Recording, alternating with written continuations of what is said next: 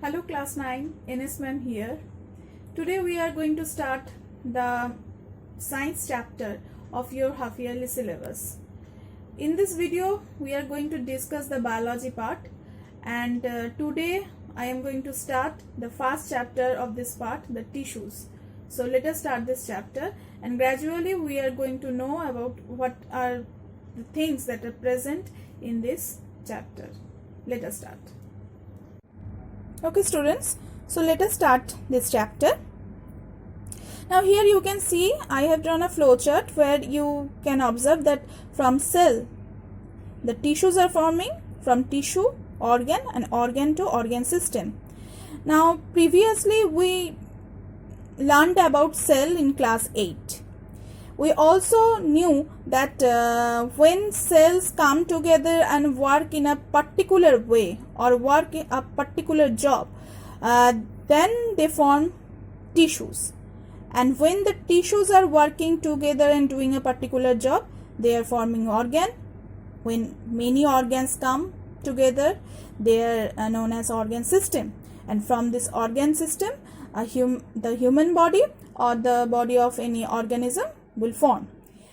Now if I give you one example, you will understand it better. So here you can see smooth muscle cell. Now stomach is made up of smooth muscle cell. This cell is different from the cell present in the heart, or rather you can say the tissue of the stomach is completely different from the tissue of heart. So they are doing a particular job in stomach, right? And cardiac tissues or cardiac muscles are doing another particular job. So how from cell the organ system forms? Now smooth muscle cell, when they come and work together, they form smooth muscle tissue. When the tissues are in huge number, they will form the stomach. And when the stomach, small intestine, large intestine, liver, when they work together, they will form the digestive system. So this is how from the cell an organ system can develop. Because we already have learned about cell, now we are going to discuss about tissue. Now tissue, first we have to know about the definition of tissue. Now then we are going to the next part. So tissue, a group of cells that are similar in structure and or work together to achieve a particular function forms a tissue. Now tissues, as we all know, they are group of cells and acting or performing for a particular function. In here, you can see the smooth muscle cells forming the smooth muscle tissue, and they are working for making the digestive system. So, they are coming together for a particular job. Now, here comes two types of tissues, plant tissues and animal tissues.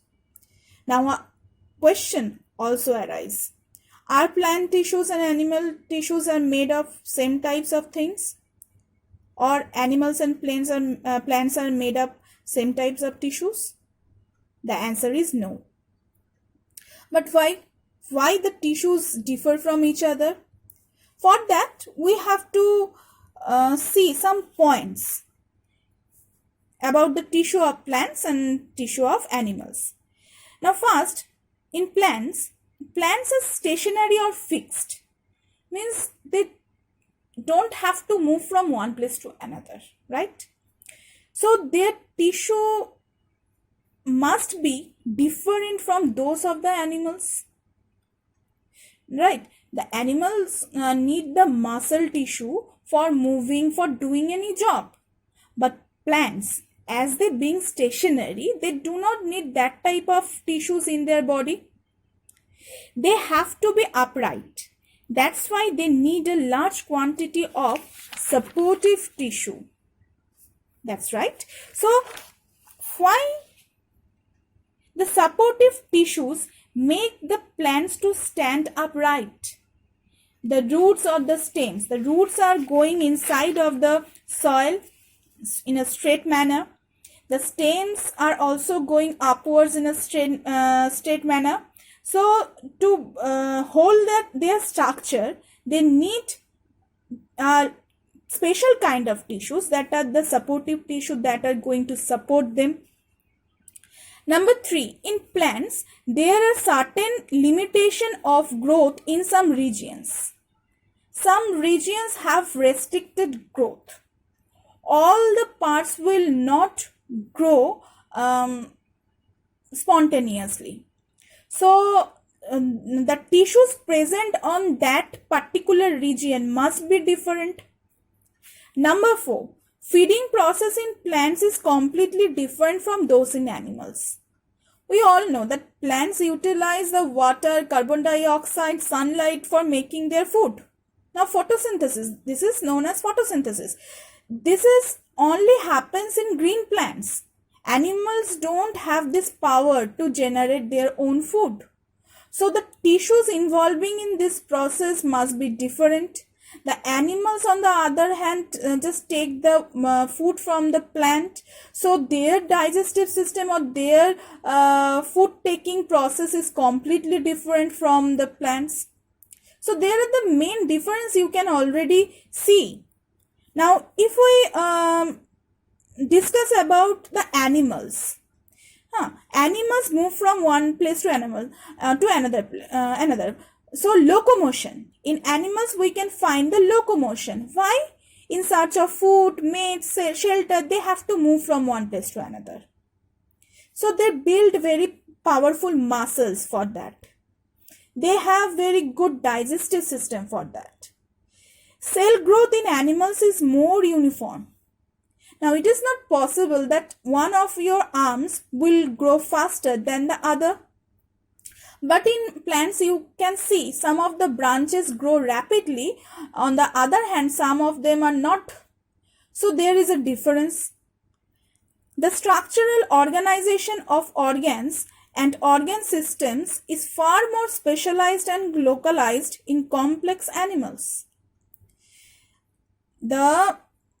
If you find the organ and the organ systems, you will find it is more complex in animals. Animals are very much different from plants in this point, that the structural things in animals, or the structural organization of animals, are far more complex than that of the plants.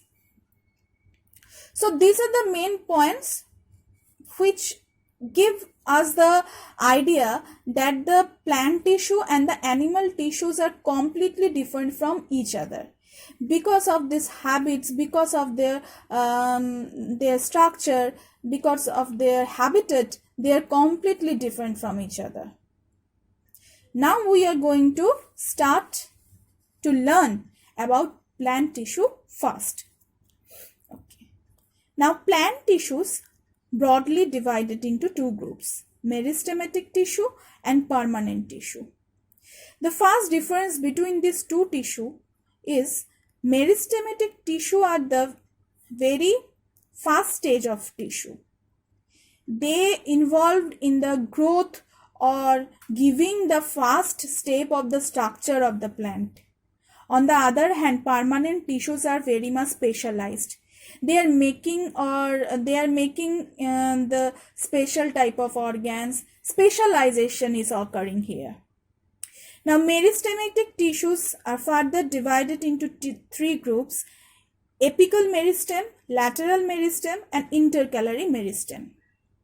First, today we are going to discuss about this part, means meristematic tissue.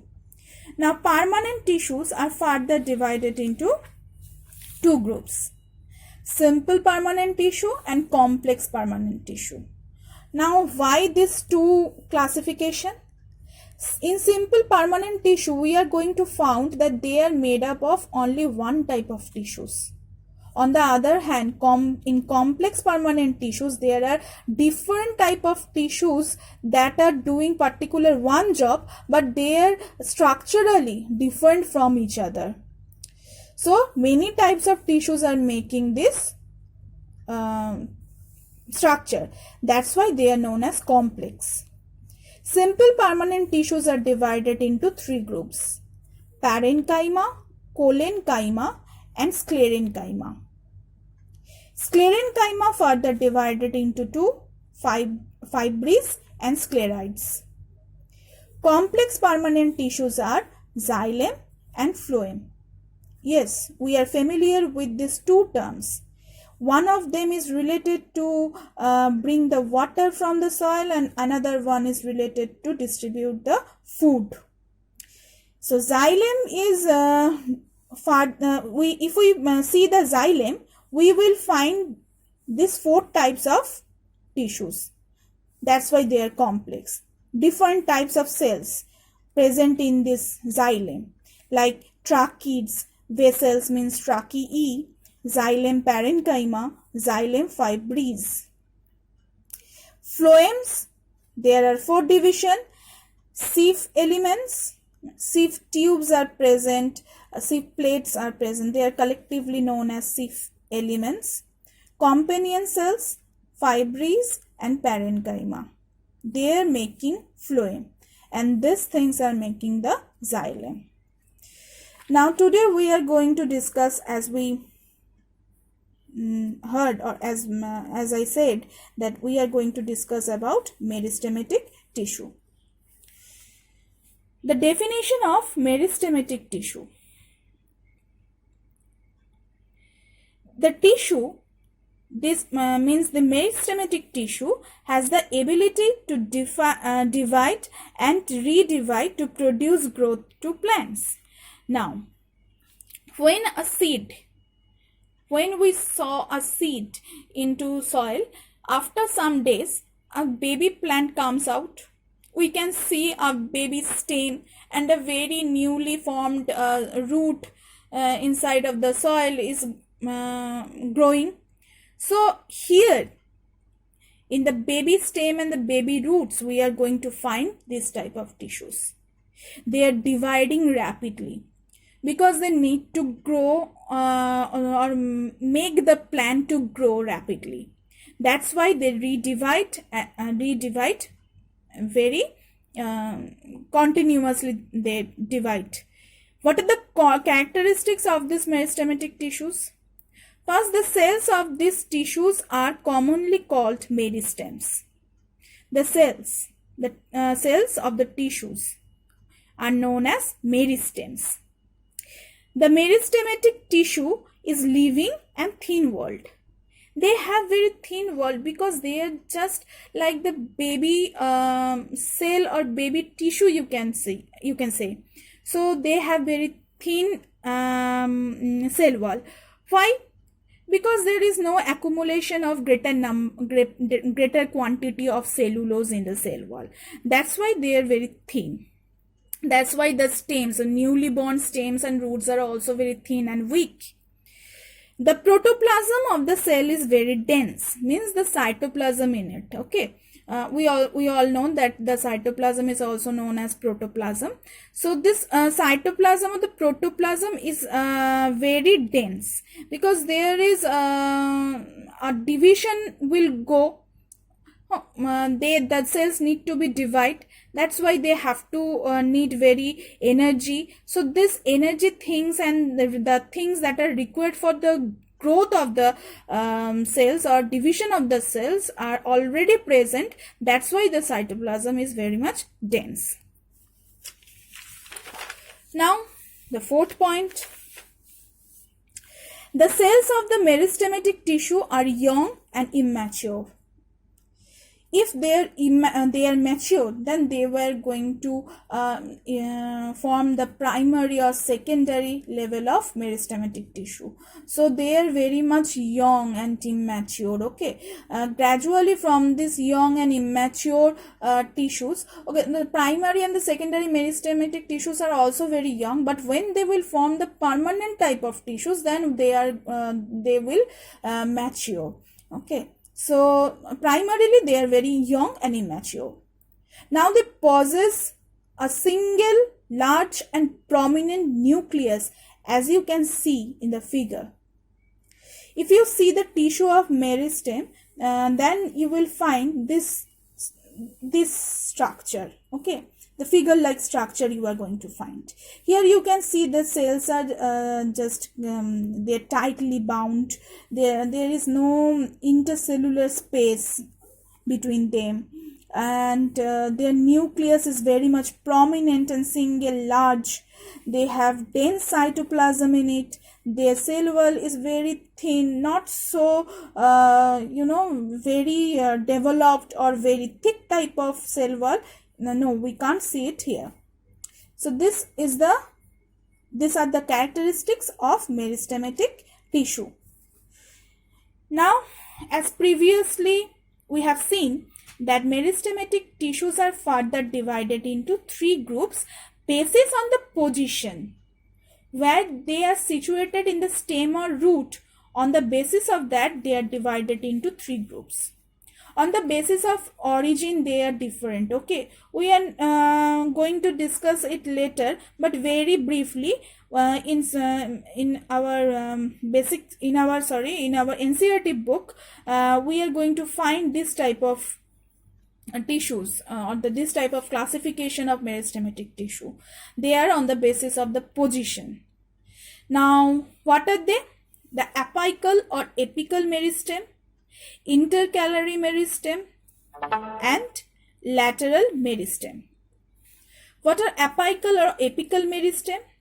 They are present on the tip of the root and stem, in the very tip of those. That's why they are known as apical or apical meristem. Intercalary meristem. Intercalary means there is some intermediate things sounding like that. Yes, they are between the mature or permanent tissue. Between those tissues, there are intercalary meristems are present. Lateral meristems. Lateral means side. That's why they can be found on the sides of the root and stem. Now, meristematic cells or meristematic tissues can be found in both the stem and the root. First, we are going to discuss about apical meristem. These are present at the tips of the roots and shoots and helps in the increase of the height of the plant. From the seed, when the new plant emerges, they need to grow. But how will they grow? As the cells are the primary thing that builds the structure, so the cells must be divided rapidly. Okay, so when and the growth begins, you can see clearly they are increasing in height. From that we can see the growth of the plant. So in the increasing of to increase the height, these meristems are present on the tip of the root and stem. After division of such cells, some of the new cells differentiate to produce specialized cells that form different tissues of the plant. Okay. When the cells will divide, some of them means when from 1 to 2 cells, will generate. Some of them, like if we see this picture, suppose this one cell is divided into this 2. This one cell will remain like the parent cell, and this the another cell will go to divide and go to form a different type of cells, or the specialized type of cells they are going to form. That's why in the second point it is written that after division of such cells, some of the new cells differentiate to produce specialized cells. Okay, that is completely different of cells that form different type of tissue. Okay, when one divide into 2, that between the 2, one will do like the job of the parent tissue, the parent cell, like they will divide another time, and other one will involve in to create a specialized type of cells. Number 3, The various cell divisions along with the cellular enlargement help in the growth of the stem above the ground and the growth of the root below the ground. With the cell enlargement also going on when the cell divides. There are accumulation of different types of organelles, different type of materials, so the cell will gradually enlarge also. Okay students, that's all for today. We have started the chapter tissue, learned about the difference between plant tissue and animal tissue, why they are different from each other. Also started the classification of plant tissues, where we find that there are two main type of tissues, meristematic tissue and permanent tissues. Now we have also started to discuss about the first type of meristematic tissue, that is the apical or apical meristem. And in the next video we are going to know about the rest of the two types, and also we'll start permanent type of tissues. Till then, be safe at home and also study very well. If you need to clear your doubt, you can watch these tutorial videos. So that's all students. We are going to start the next part in the next video. So thank you and keep studying.